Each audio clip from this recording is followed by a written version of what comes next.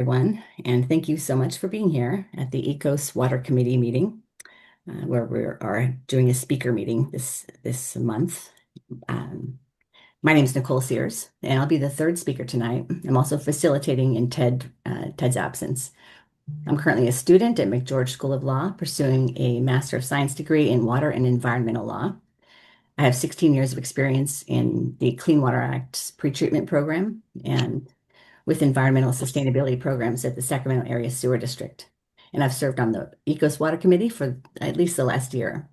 And I'm standing in for Ted as he's on vacation. Our first speaker will be Gary Bardini. He's principal engineer and interim deputy executive director for the Sacramento Area Flood Control Agency since July 2025, and he has 39 years of experience in public service. At SAFCA, he directs the formulation, refinement, coordination, and policy administration of SAFCA's strategic and project level planning initiatives.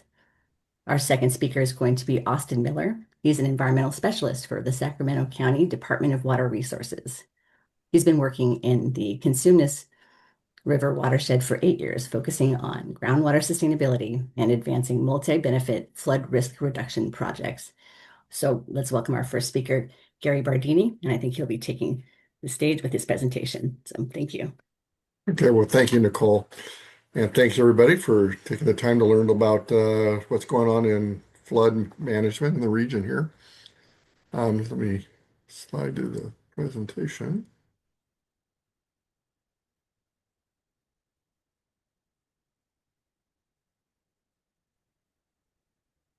Okay.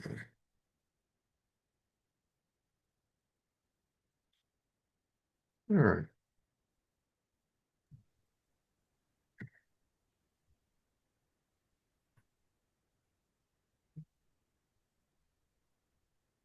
All right. Trying to get it all set up. Okay, there we go. All right, can you all see the screen? Yes. Yes. Okay, great. All right.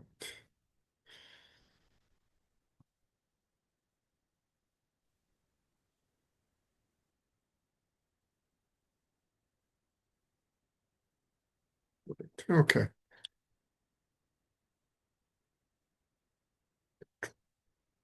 The computer a little sluggish. So let me see. It's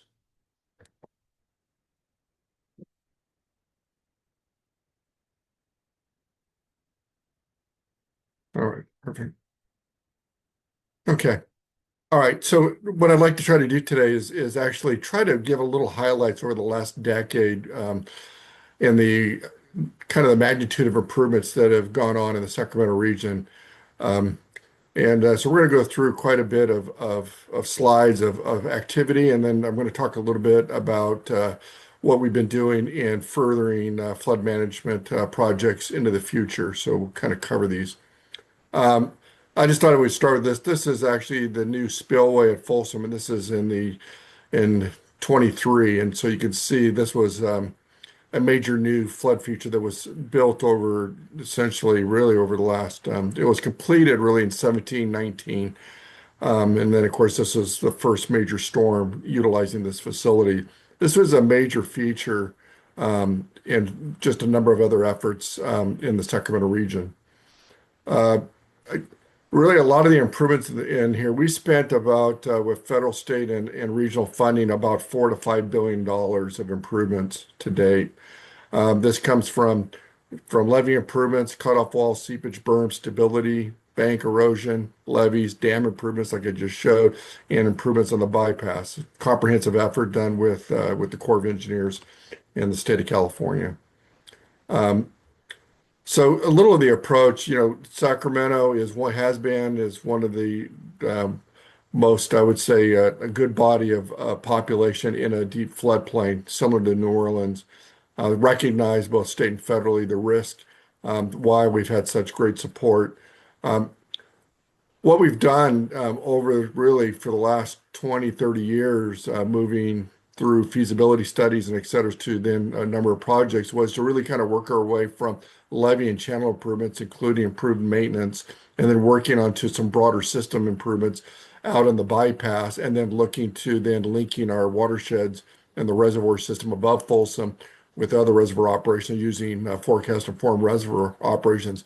We feel that if we can implement all of these features, we can move the city from what is currently now approaching 200-year level of protection to then getting up to near 500-year, which would be a reasonable level for a major urban population. Just a little bit, this is just some stats. So again, we're just finishing with that body of $4 billion investment around, getting up to above 200-year level of flood protection in the region. Uh, Before doing these improvements, many of the areas in the city, particularly those protected by levees, were actually below 80-year level of protection, requiring flood insurance and building moratoriums for a good amount of the Sacramento area. Um, Kind of given those improvements that we talked about, levee improvements is the American River channels. We looked at the Sacramento River, making improvements to the weir and bypasses. Furthering that with Fremont, looking at capacity of the weir, more improvements at the levee setbacks, and then looking at it, doing fishery improvements while making the improvements. Fishery improvements while making the improvements. Got a little feedback. Okay. And then Folsom. Right now, we've got efforts to do Folsom Dam raise. We'll talk a little bit about that. And then looking at improved forest management and then the upstream reservoirs. Key to that is Union Valley, which is operated by SMUD, and then Placer County Water Agency with Hellhole Reservoir. And then lastly, all of this has to culminate into a water control manual update, another one for Folsom Dam to link this all together.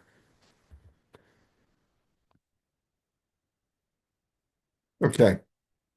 A little bit about how we got here. This slide here, I know it's complex, but it actually took 6 studies, 6 authorized projects to really provide a total system improvement for the region. So this goes from south streams in Sacramento to common features, what we call 896, 99. Then we had the Folsom watershed dam modification. We had another study for the American River dam raise. We have another one for Natomas.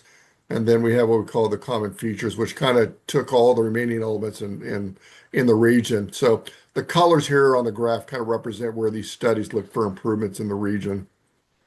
So the next slide is a little bit kind of just the appropriations.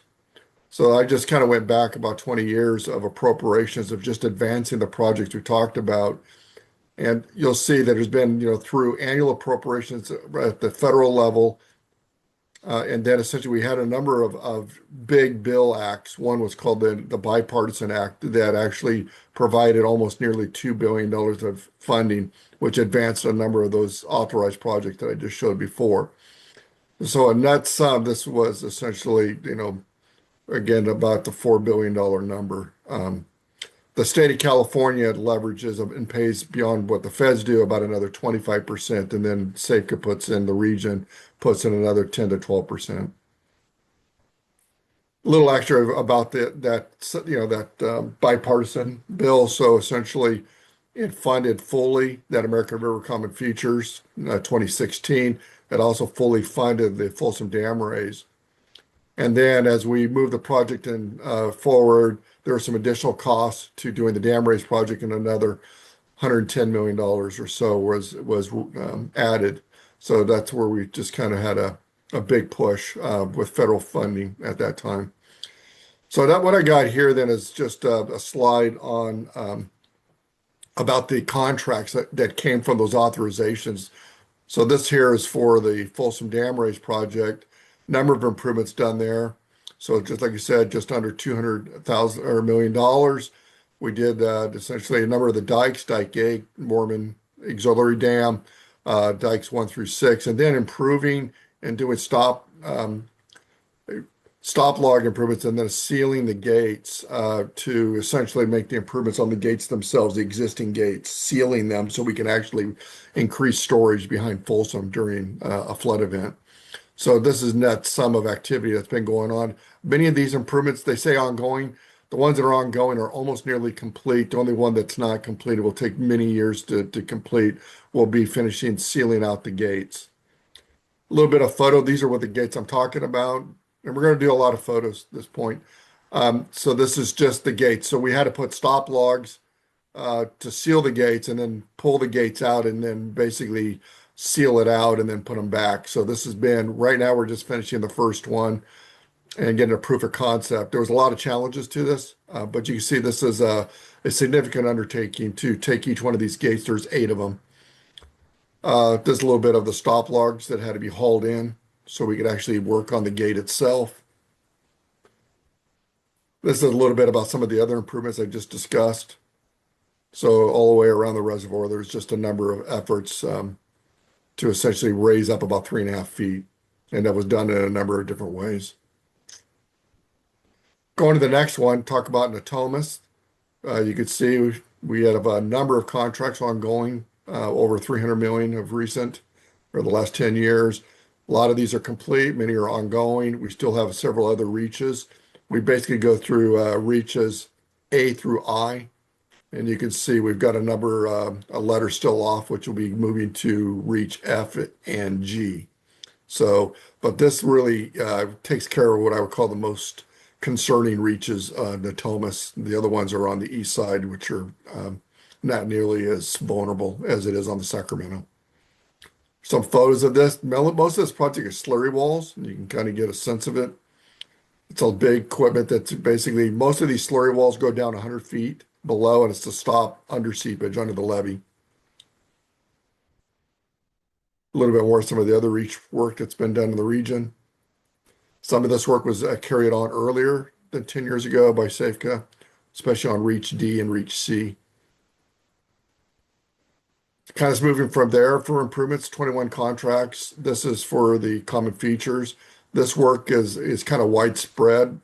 It was work on the American River, erosion protection, also on the Sacramento, levee improvements on the Sacramento, and then actually making improvements at the weir itself, at Sacramento Weir. A number of these projects are complete, and then we have a number that are still ongoing or being finished up. The big one, notable one, is the fourth one at the bottom, which is the weir project itself at the Sacramento. This is a major change and improvement to move water out of the river and into the yellow bypass. Kind of give some photos.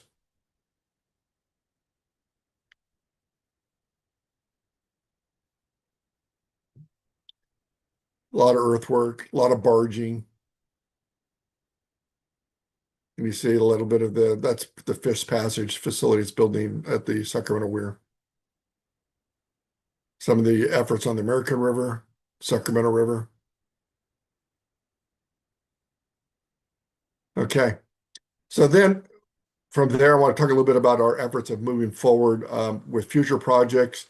This is a kind of a current and envision for the yellow bypass itself. There's a partnership among 16 agencies, federal, state, and local, about how to advance system improvements while improving for fisheries or for the flood protection. We're also trying to improve for fisheries and maintain agricultural sustainability in the region, and a number of other efforts, balancing all those efforts. And this visual kind of shows how do we promote multi-benefits with while making flood improvements. Kind of giving you an idea of some of the improvements that currently I talked about the Sacramento Weir and bypass. So this is a kind of a visual of essentially where we've expanded out the bypass. The weir is, like I said, still in construction, about another year out, and then the yellow bypass. This next photo is some work done by the state of California with support from Safeco. We did the Bright landfill relocation and the pumping plats, and the state did the levee setback. So you can see yellow bypass being set back, and then the Sacramento Weir was also set back, or and bypass. So kind of a bit of the magnitude, a significant amount of earthwork. This project was about $300 million or so just to do this piece. Another thing we're looking at the yellow bypass is looking at Fremont Weir, and this is a kind of a look at expanding the weir. If you look at on the top of this, you'll see where the Sacramento River is, and you'll see in orange where we're looking to expand out the weir. That has an effect on RD 1600, which is called Upper Elkhorn Basin. And so we looked at alternatives before advancing the core study. and looking about where we might do setbacks, or do you do some sort of secondary bypass alternative. Right now, the Corps of Engineers, is advancing much more refined work on this, and we hope to have essentially by the end of the year a tentatively selected plan to advance it. A little bit about the upstream reservoirs and Folsom. So this has been our FIRO, which stands for Forecast Informed Reservoir Operations. And the objective here is not only to make the improvements that we're currently doing at Folsom, but also look at how we could link improvements on the outlet release of water for the upstream reservoirs, Union Valley and Hellhole notably. And by using forecasts, we could improve then pre-release water ahead of the storm so we can actually gain storage to capture flood flows. And this effort is a pretty big undertaking to do this because you have to look at the entire management from the up of the entire watershed all the way out to where the water goes out to the Golden Gate. So again, it's a big reservoir management challenge, and but we've made good progress to kind of show that. This is Union Valley. It's about a mile long. The purple seems to be the best alternative right now. SMUD's advancing, looking at the work in more detail with power generation in mind. So you can look at the alternatives we looked at near the dam and then out. Right now, it looks like the one that's in the purple seems to be probably the best option, and that studies are still going on. So with that, I got one last slide just to kind of talk about what it takes to do FIRA, and I thought for the interest of this group is in advancing these projects, there's a lot of elements that have to do. You have to work from where state and regional planning efforts and where the programs and objectives and goals that the state and the region is trying to advance. And then you have to work the operations constantly, currently and into the future. And how do you operate during high water events? And how do we disseminate to the public?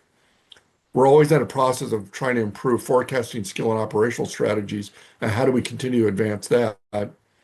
We have to then connect to statewide water management. From this reservoir, as you can see, it's linked all the way to state and federal project operations. There's many federal managements between the Corps of Engineers and how do we work with the Bureau of Reclamation and their facilities. Then we generally have to advance these things in analysis to benefit evaluations and facility improvements. And then go to how do we look at the outcome performance as we're trying to improve the watershed as a whole in an integrated approach. So I thought that for this group, just to kind of appreciate the complexity of navigating with so many agencies and entities to advance the types of projects that I've kind of displayed out here. And of course, the ones we're doing now are even more complex because it's all around how do you basically improve sustainable water management in the region, which includes flood management, public safety, environmental stewardship, and of course, economic stability for the region. So I just thought I'd leave with that as for this group that I thought you might be interested. And this slide is fairly new. I've had other management wheels in the past, but this is one I kind of like to help keep people to get an idea of what we're trying to navigate together. So I'll stop at that point, Nicole. And Thank you, Gary. That was incredibly informative. There's been just a massive amount of work, it sounds like, that's been done in the region to improve things in terms of flood management here. My initial thought was to hold questions until after everyone has spoken, but I feel like we have time to go ahead and just ask a few right now of you because I know that I was curious. Actually, I know there's been some delay on that expansion of the weir and the. I live in West Sacramento, so we start there, and so I'm concerned about some of the things that would impact the flood risks in West Sacramento. And I know that that project was delayed, and I was curious if you had any more up-to-date information about when they would be working on it again and it would be completed, the levee setback and that project. yeah, so a couple things. We talked about Safeka and the Sacramento region on the other side of the river. There's a similar effort by West Sacramento to Mhm. improve their levees, and there's been a number of efforts there to work a project. It's over $1 billion of effort Yeah. or more. So that's also going right now concurrent. There's Hmm. also work being done down in Stockton. So just kind of give it a list of magnitude. We're not the only game in town here trying to make Right. improvements in the Central Valley. It all works as a system. So what we do here and improve helps West Sacramento, and all of this has to tie together. Yeah. Um, so that's a little bit why working the partnership in the Yolo bypass with the multiple agencies is really essential to guide not only the current improvements, ones in the future. Now, Hmm. more specific to answer the question about there were some, there's always in any project, there's a number of always challenges when you go into the one we had of recent is just some of the clay that's in there and the expansive nature of it was causing some problems with our piles. And so we had to go back and uh, come up with a better design of how we handle the geotech. It's delayed the project about a year. Okay. So Okay. Yeah, yeah. I'm near. I'm on. It's I think it's called the Sacramento River North or West levee, and I think it's. I've gone to the WAFCA meetings, and I'm told that yeah. they don't. The Department of Water Resources doesn't participate in those meetings, but the section of the levee that I live near is their portion. So it is just Mm. like so much coordination required, and just a taste of the complexity there is it was obvious. So yeah, thank you Yeah, very so much. there's a lot of work on the West Sacramento and on Safeka in the Sacramento bypass right now. So Yeah, I don't know if anybody else had any questions. And if not, we'll move on to Austin then, I guess. Yep, just don't see any hands up or anything. So, Austin, you're welcome to go ahead. For And if anyone is just joining us, thank you for joining us. And this is the ECOS Water Committee's monthly meeting. And this month we're having speakers discussing flood risk in our region. So, our next speaker is Austin Miller, and I'll let him take over now. Thanks, Nicole. Can you see my slides now? Yes. Super. And thank you, Gary, for kicking us off. As somebody who works in the Cosumnes and a much smaller kind of scale flood control watershed, it's always awesome to look to our partners in the north to see the scale and the magnitude that's involved in making sure our area is protected. So yeah, was introduced, my name is Austin Miller with the County of Sacramento Department of Water Resources. I'm an environmental specialist who's on our groundwater sustainability team primarily. I think that's where I've kind of first got introduced to ECOS and several of you through work related to the Sustainable Groundwater Management Act. But kind of since 2023, I've been focusing also on more multi-benefit flood risk reduction projects. Uh, Going to go over quickly the little highlights of the Cosumnes River watershed, and they can talk about two kind of separate efforts that were kind of born out of the 2023 flood season and our response there. So a little bit about the Cosumnes for those who might not be familiar. Just south of the American River watershed, the watershed starts up in El Dorado County, about 7,200 feet above sea level, and then flows down, comes into Sacramento County just east of Rancho Marietta. And then the entire kind of southern tip of the western southern tip of the watershed within Sacramento County, covering about 950 square miles. And this is the last major stream system coming out of the western Sierra Nevadas without a major flood protection infrastructure. So no dams like that or major projects to divert water. There are some levees along the river, which I'll kind of talk about in a second. Through the kind of center portion of Sacramento County, those are non-core levees. So the U.S. Army Corps of Engineers doesn't play a role in managing them. The local Reclamation District 800 are the ones responsible for that. And when that district is founded, they're primarily farm levies to protect agricultural land, and especially over the last 10 or so years, more and more people moving, I mean, to the Sacramento area, but also to the Wilton area, a place that had primarily been much lesser populated. But there's some challenges to us as the county agency working in the Cosumnes River watershed. It's outside of our typical stormwater utility area, outside of the area where we deliver treated water to folks.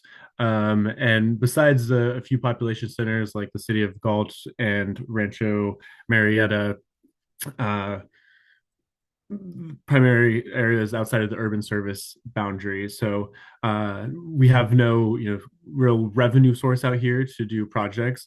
That doesn't mean that no work's getting done out there. Like I mentioned, there's the reclamation district, there's water districts, groundwater sustainability agencies, resource conservation districts, NGOs, private companies, farmers and ranchers who all play different roles, kind of depending on where you're at in the watershed.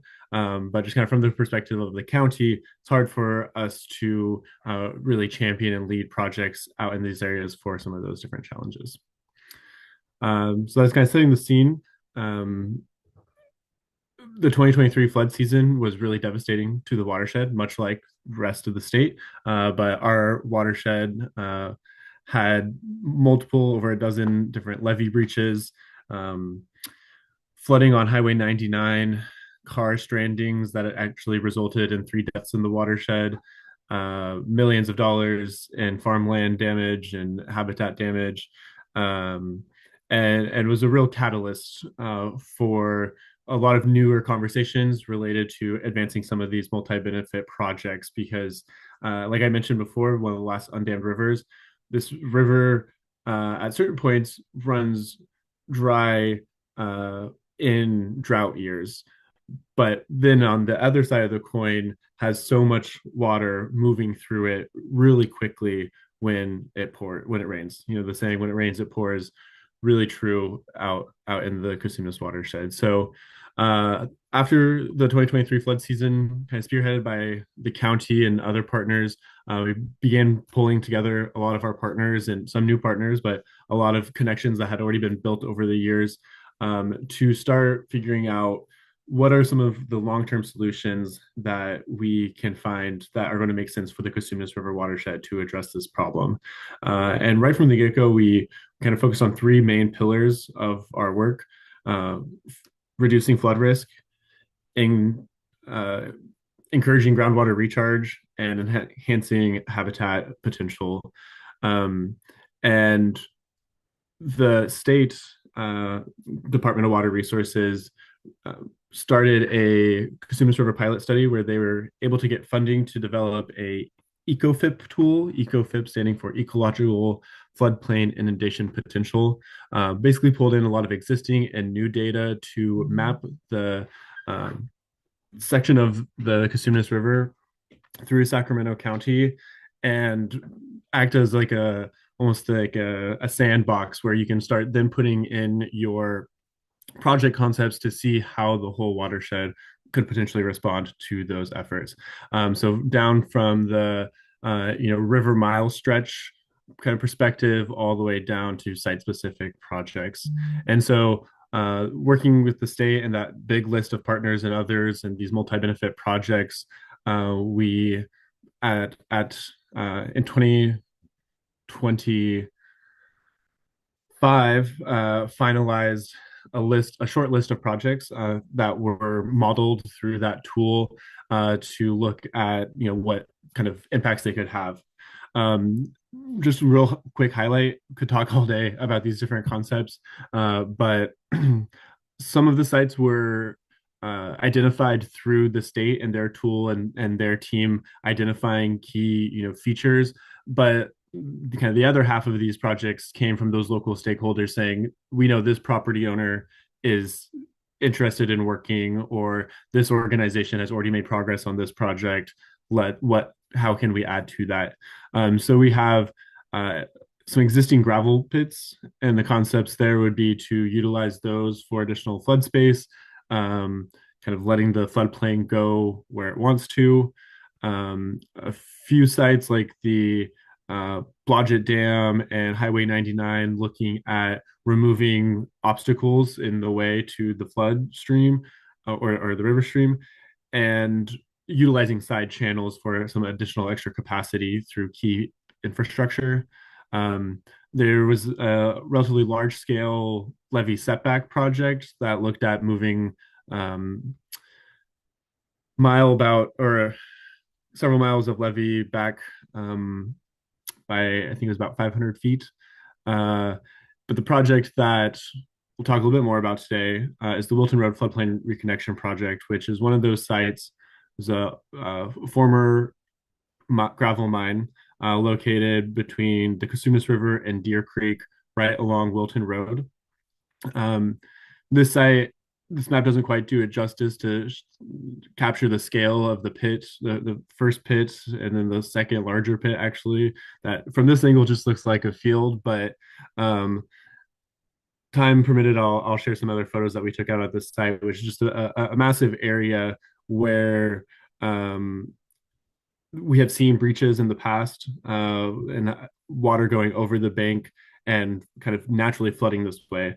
And we looked at some aerial photography from I can't remember how long ago, but before the levee system was in place, and when you can see the deposits that the river would make of naturally overflowing, kind of going this way, and so kind of focusing in on that is how we started to develop an initial concept for the site. I would say that this is like less than 5% design of what the project would end up being. But again, wanted to come up with a concept that we could put through the model to begin to understand its potential benefits and impacts. And so what this concept would look like would be lowering the channel. It's high. Um, there's no levee through this part of the property, so it's not necessarily degrading of the levee, but opening up these side channels to activate the site at a lower flow rate.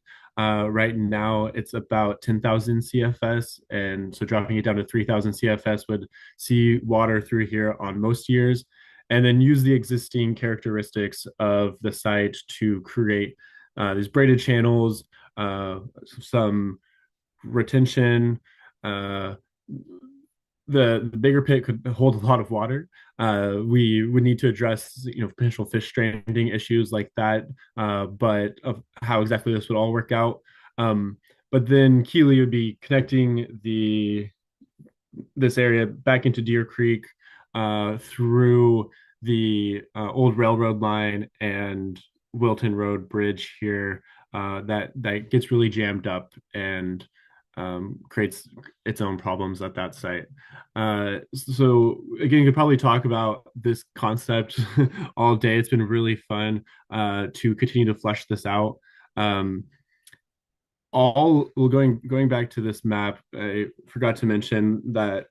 Well, I briefly mentioned that other agencies are focusing on advancing pieces of these projects, and we think that all of these projects, frankly, are great ideas that would really go a long ways in uh, again, reducing flood risk in the watershed, encouraging groundwater recharge, and improve habitat. But the county agency felt that the Wilton Road project was the biggest bang for your buck, the most common sense one to go after first. That was in one of the projects that was kind of lacking a champion, if you will. So we've been really aggressive at putting this concept together, working with the landowner to ensure it's aligned with their interests and adding in their concerns, talking with the local stakeholders, and then really heavily over the last 6+ months, starting to talk to funders. Just last week, we had some staff from the Army Corps of Engineers out to a little site visit to talk about our current federal funding requests that we have through community projects, community funded projects, I believe is the correct title for the those allocation dollars from the government. um, our local congressional delegates have supported this for the last couple of years and continue to throw that support behind this concept. But we've been running into capacity issues at the federal government. I think everybody knows at least a little bit about all the fun ups and downs that many different parts of the federal government have seen. And we've definitely felt that from just changeover in the staff that we're working with to the lack of dollars to some of these projects. But we're continuing to work through that and then are also exploring other routes like funding through the state. We're looking at some Proposition 4, the climate bond dollars. We think that this concept would be really well aligned for those. But yeah, it's been a up and down year of working on this project where I feel that we really have a concept that we can champion behind, but uh, it's a tough time to be looking for funding. I'm going to shift gears here a little bit and talk about something that's kind of related to each of those projects, but is a little bit more watershed wide management. Following the 2023 floods at the state level, the governor signed a series of executive orders that allowed for diversion of those floodwaters for groundwater recharge without having an existing right. It's kind of it was born in an emergency of the Central Valley becoming flooded and needing to find ways to fix that problem. But I think the state saw what potential that kind of concept had, and in that next legislative year, codified Water Code Section 1242.1, which took those elements of the governor's executive order and made it into standing law. And in short, it allows, under certain conditions, for an entity to divert floodwaters for groundwater recharge without having an existing water right or permit. So some of those requirements, a local agency has to have a plan in place that says how we're going to handle those diversions. It can't just be, because you want to. It has to be part of a coordinated effort. There has to be an imminent risk of flooding downstream, and you have to use existing infrastructure or temporary infrastructure. You can't build anything new. The delta must be in excess, so enough water needs to be flowing to the delta to meet those requirements, and you can't have a negative impact on other water rights. Additionally, there's a slew of rules that you have to follow of where you can put that water and kind of common sense things, not on property that has buildings, barns, ponds, nowhere that has like no water quality issues. So you don't want to be creating a water quality concern there. And then it has to be like in agricultural on agricultural fields that have been cultivated within the past 3 years. So you have to kind of know what's going on with that land, so you're not just putting it somewhere and not sure what you're like potentially mixing that water with. Um, and there's a required notice for those diversions and report, but we can answer any questions related to that. But what I really want to highlight is the great success that we've had utilizing this new section of the water code. This happened last year, so 2025. There was that requirement that required local agencies to have a plan in place, but during the atmospheric rivers that came through at the end of January and February of 2025, no agency in the state had a plan already developed that would have met that requirement. And so the governor signed another executive order that removed that requirement. So as long as there was an imminent risk and certain triggers were met, an agency can authorize diversions. And so that executive order by the governor was signed the last day in January in 2025. And then a week later, the County of Sacramento Board of Supervisors ratified a local proclamation of emergency for the incoming atmospheric rivers. And we were able to include language specifically talking about this into that emergency proclamation, which allowed us to then reach out to our partners to see who could make diversions and do this groundwater recharge. And that's when I got in contact with the Rancho Marietta Community Service District, who has an existing diversion point on the river that they use to fill reservoirs for their drinking water for their community. But from here, the water can also be put into a canal system that moves the water to agricultural fields on the other side of Rancho Marietta, where you can then turn it out and do the flood managed aquifer recharge. And so we were able to do this 2 different days, once in February and once in March. And the river peaked above 7 foot at Michigan Bar, which was our action/monitor stage. That's kind of an already predetermined flood level. Um, and it was just about 24 hours each day. And we saw about 110 acre feet each time we did that. Uh, Relatively small drops in the bucket for our overarching groundwater problems and our overarching flood problem. This isn't going to take off all of the floodwaters from the Cosumnes River. However, this was a really fantastic opportunity to test everything out. The CSD worked with the landowner of the site, had those agreements, did the noticing. The county had to put a notice out on our website and make that emergency proclamation. And the local reclamation district 800 also helped give us guidance on at what time to start those diversions. And then the local groundwater sustainability agency and the state board are the ones who are receiving those reports. So there's just so many different people that had to be involved in this. And while we only quote only saw about 200 acre feet of recharge, it was an incredible opportunity to test the system. So like the next time that there is a storm event, it's almost a copy and paste of we have the plan in place now to of what we're going to do and have been continuing to refine this. Um, this year, there's only about 2 or 3 times where the Cosumnes River peaked above that 7 foot at Michigan bar, which could have triggered those diversions. The first one was over Christmas and barely peaked over. This is just a quick snapshot of the little dashboard that we've put together that pulls in forecasting information and does some probability analysis of how likely those forecasts are going to hit, and then pulls in the other key, the delta conditions and the locations, kind of everything else that we would need to operationalize this effort. We put into a dashboard. And so it was over Christmas and it wasn't a huge event.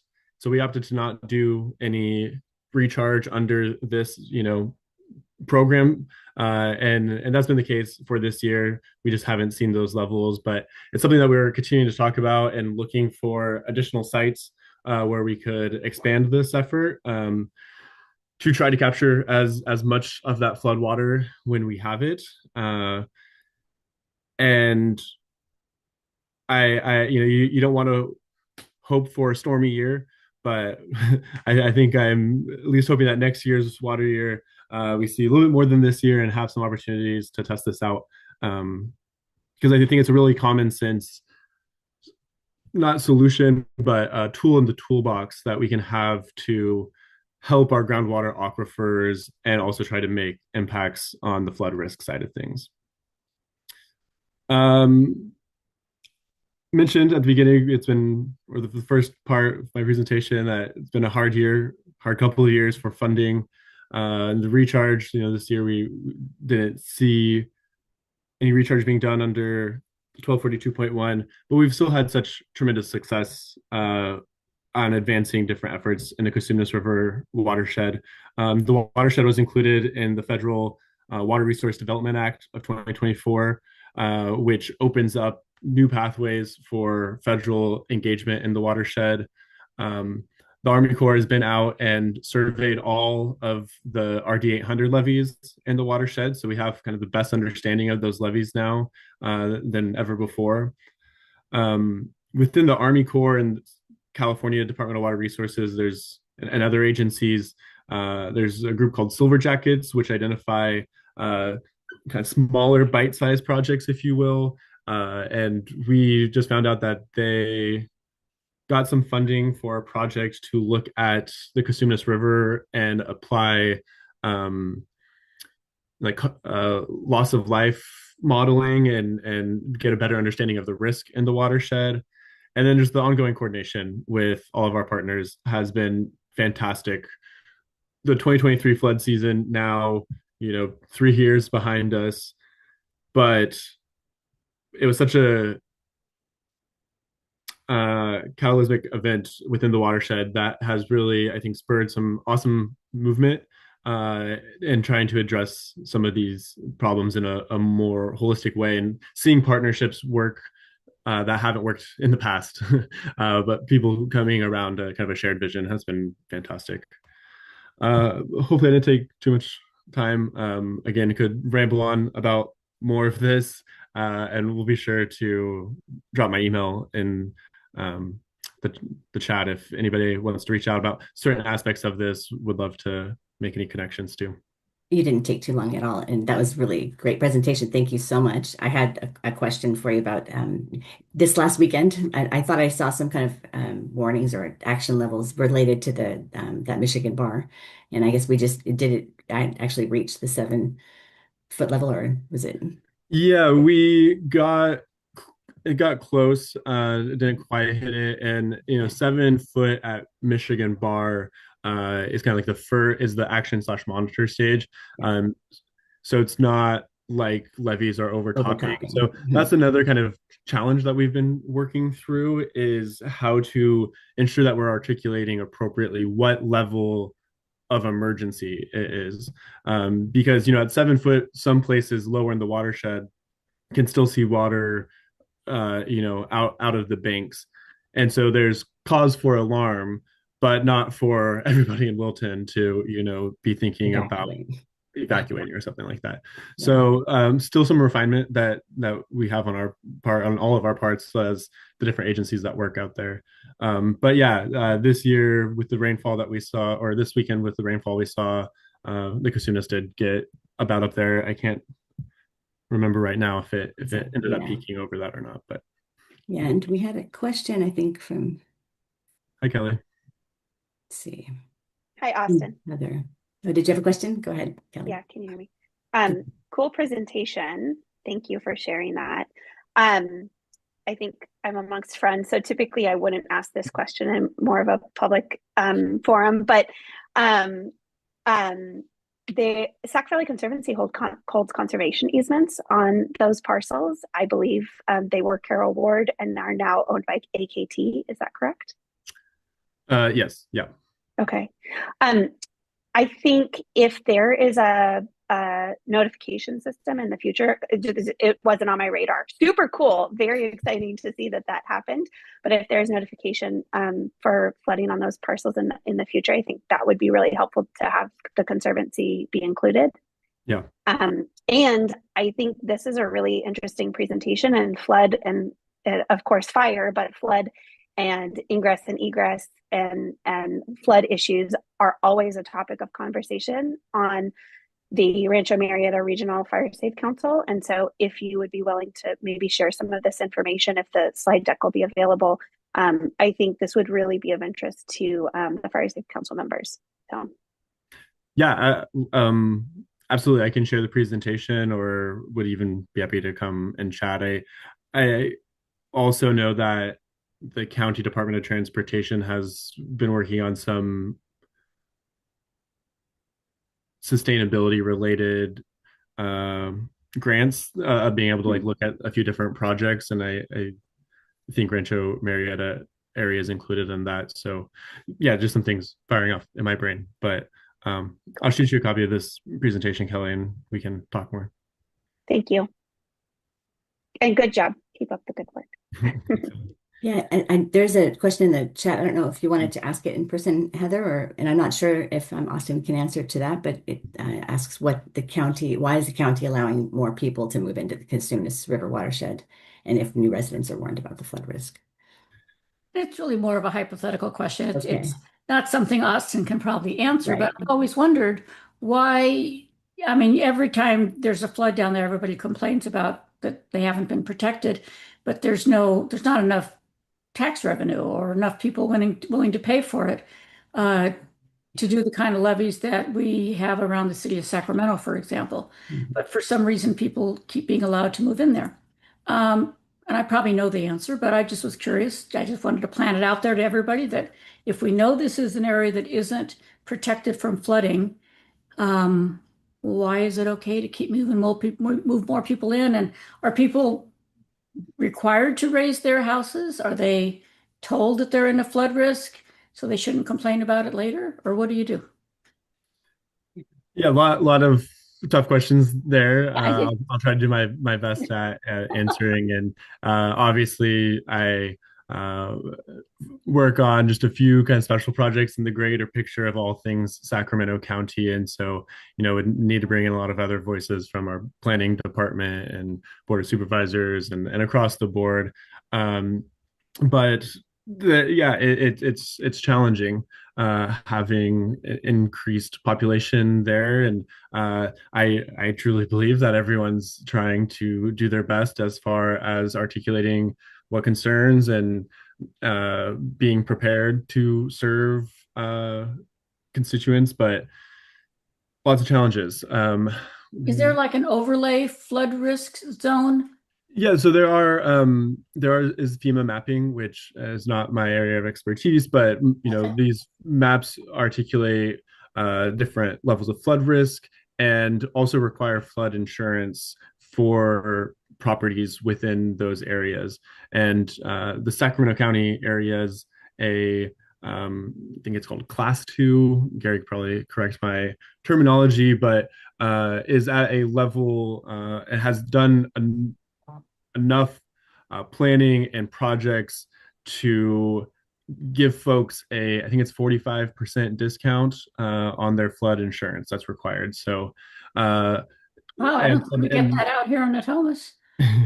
and so, yeah, but yeah, also there's plenty of people I've met in the Cosumnes River watershed who, more of the farmers that farm along the river of Yeah. knowing that there's the flood risk out there, but also, you know,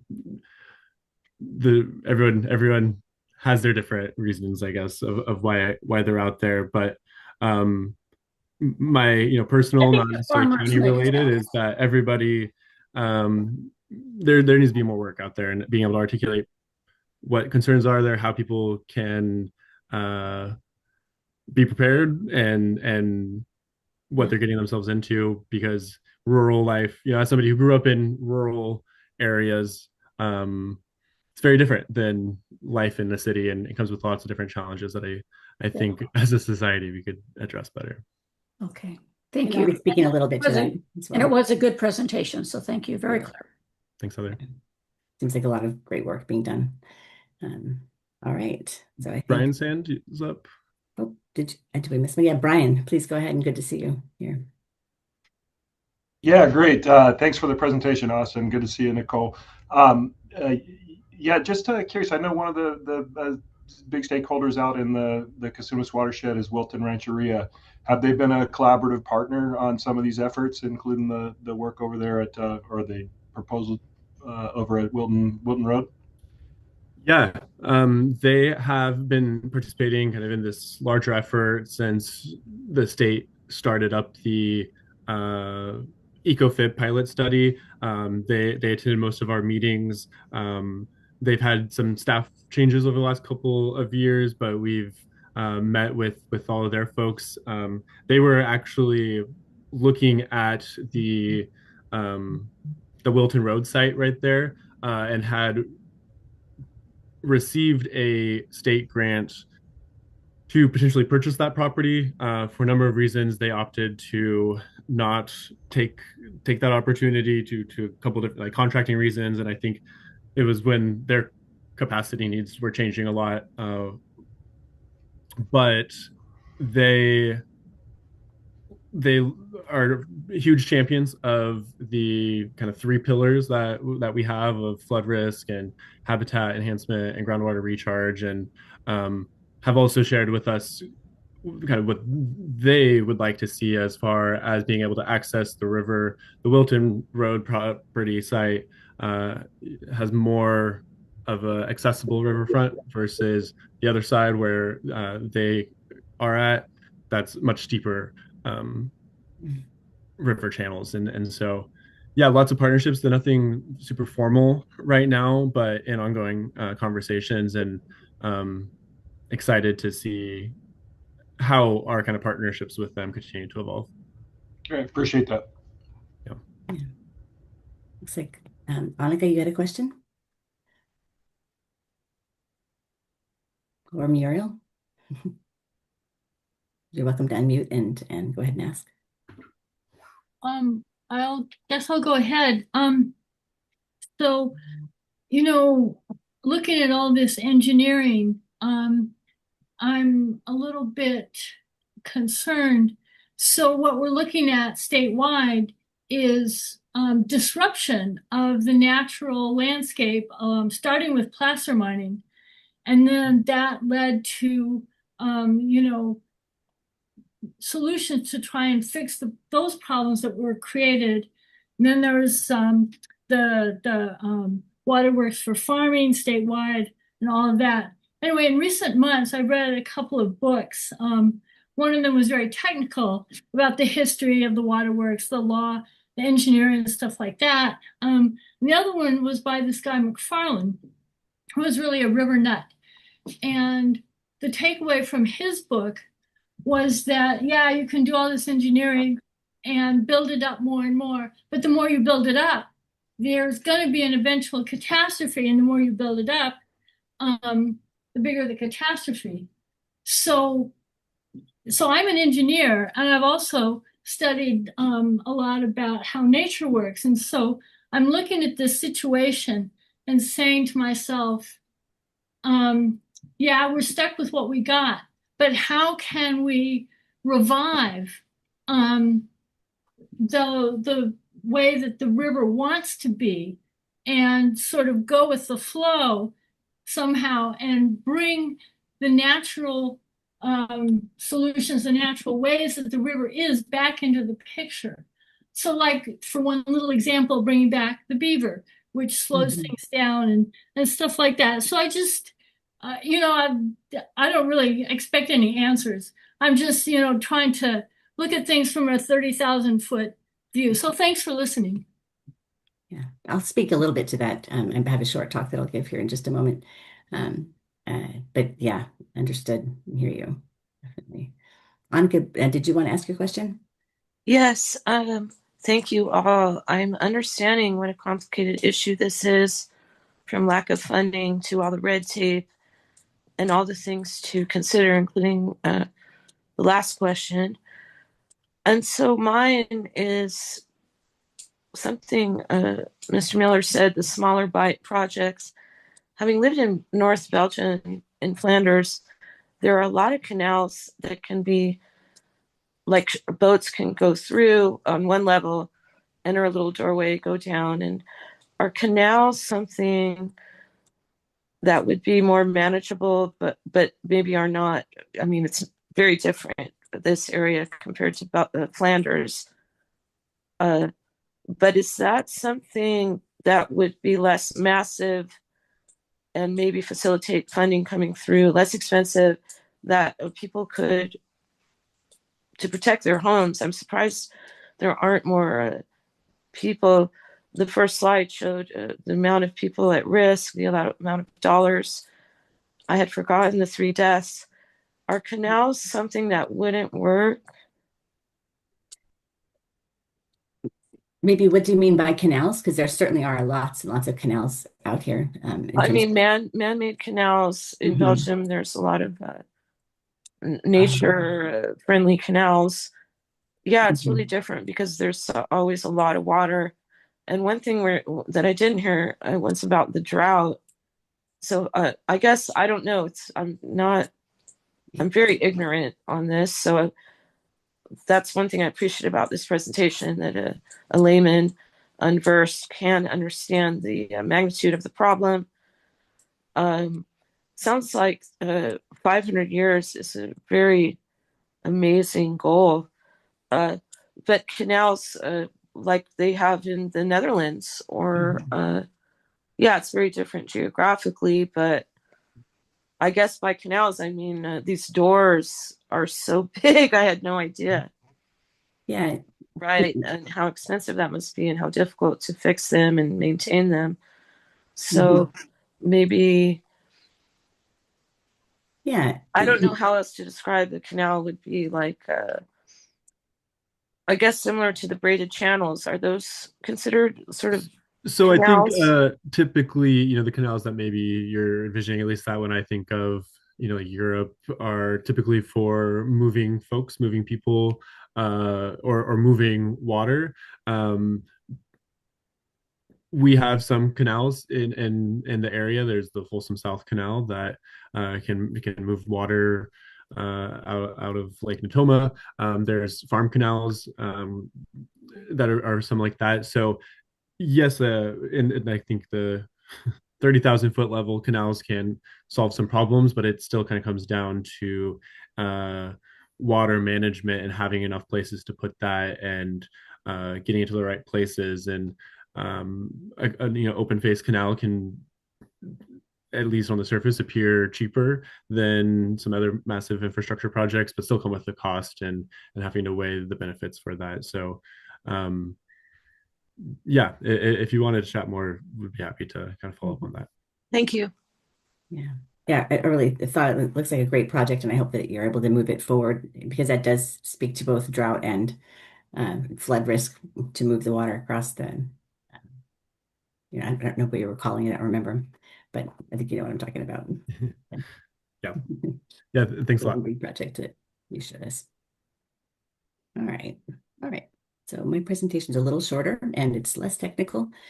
Let's go ahead and start it up. Looks like I'm selecting entire screen, or do I select, I guess, the window that I want? Okay. Let's go up here. Let's start from the beginning. Presentation mode. Oops. Oh, all right. Get to the top. Sorry, guys. Okay. So, again, thank you everyone for joining us. And I'll be speaking more from the policy perspective, but also from my own experience living in the floodplain here in West Sacramento. What we're needing to do is really understand risks in a changing system. And this is something like relying on a map that was accurate 50 years ago, but the landscape has changed.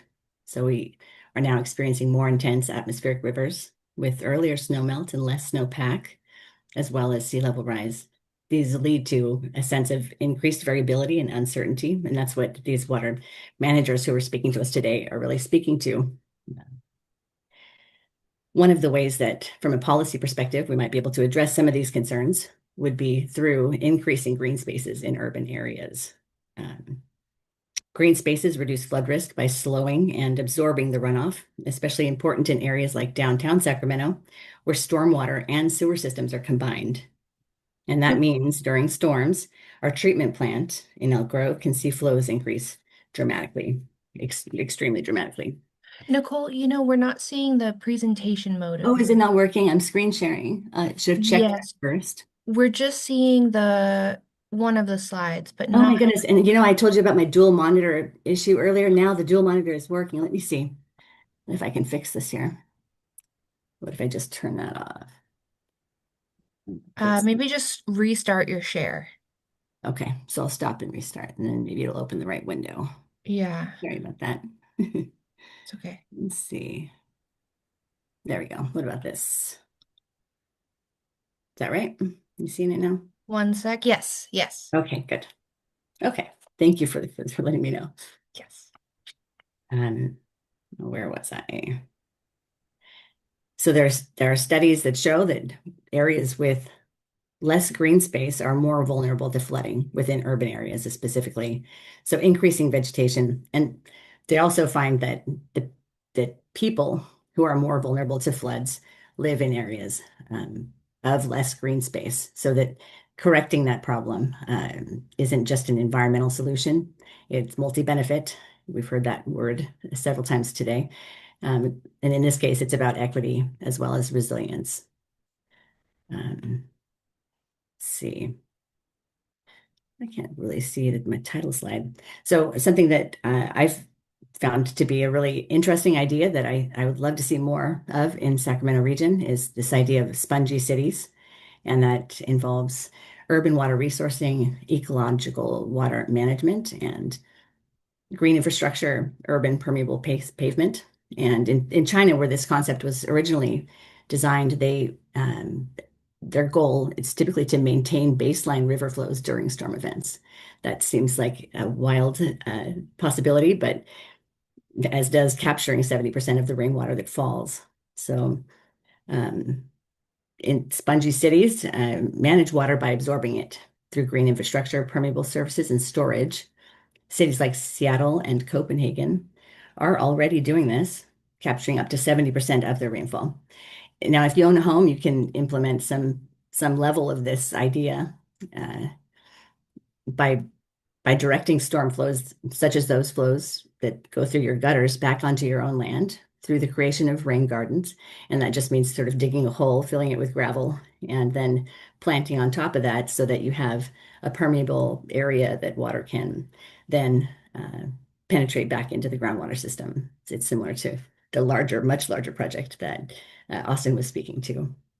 This also has mutual benefits by contributing, even if it's in a small way, to groundwater recharge directly below your property. I also wanted to speak to a few tools that I have found useful in sort of interpreting my own risk living here in West Sacramento.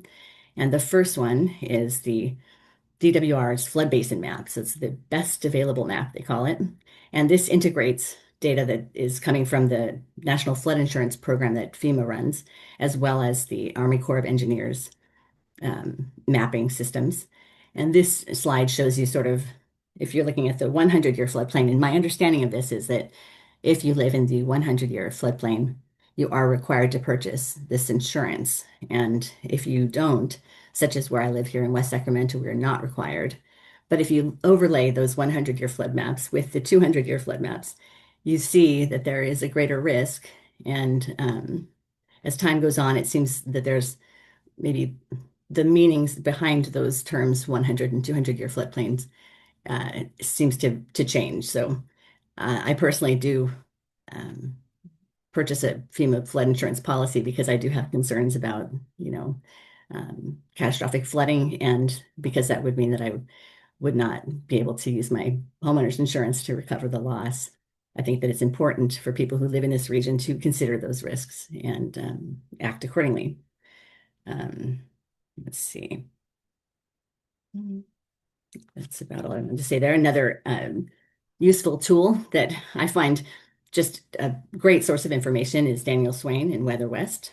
And this is where I learned the term thirsty atmosphere. And he has described this as 1% increase in temperature, sorry, 1 degree increase in temperature results in a 4% greater water holding capacity of the atmosphere. So that not only contributes to fire risk by increasing the evapotranspiration that plants do, but it also means that more rain can come down because it's more rain is being able to be held up in the atmosphere.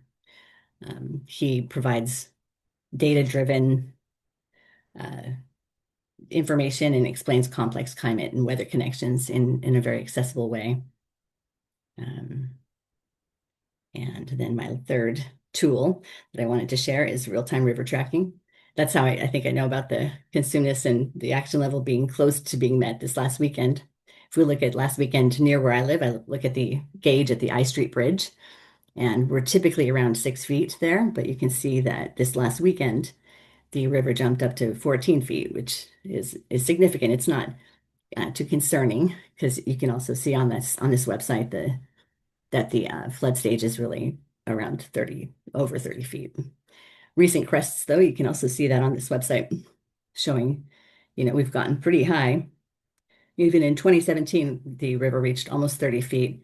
My understanding is that when that Sacramento Weir project and the levee setback on my side of the river is completed, that there'll be a greater or less potential for the river to reach those heights. But we are seeing these rain events that are they're quite significant every year now, even if they aren't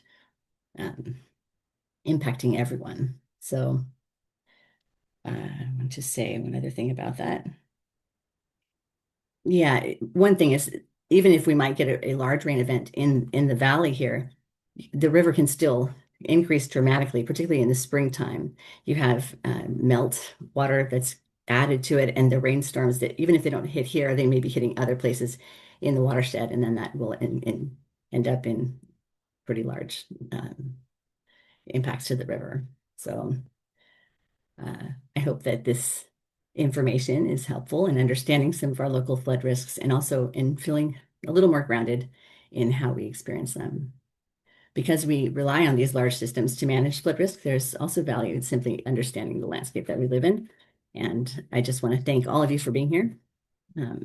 That's all I have for my slides, and hopefully, let's see, stop share. This has been useful for everyone who's tuned in. So I don't know if there are any more questions, but thanks, Liz. Do we have any more questions? I don't see any hands up. All right. Well, thank you all for joining us. I think that's all we had. The presentation itself and will be posted to the ECOS website. And yeah, just appreciate you all for joining us. Yeah, I'll just echo the thanks from the Ecos Water Committee to all of our presenters here today. It was a lot of information that you gave us, and definitely I think a lot of us are going to digest that and have good, robust conversations following up on it. So, so just appreciate the presentation today.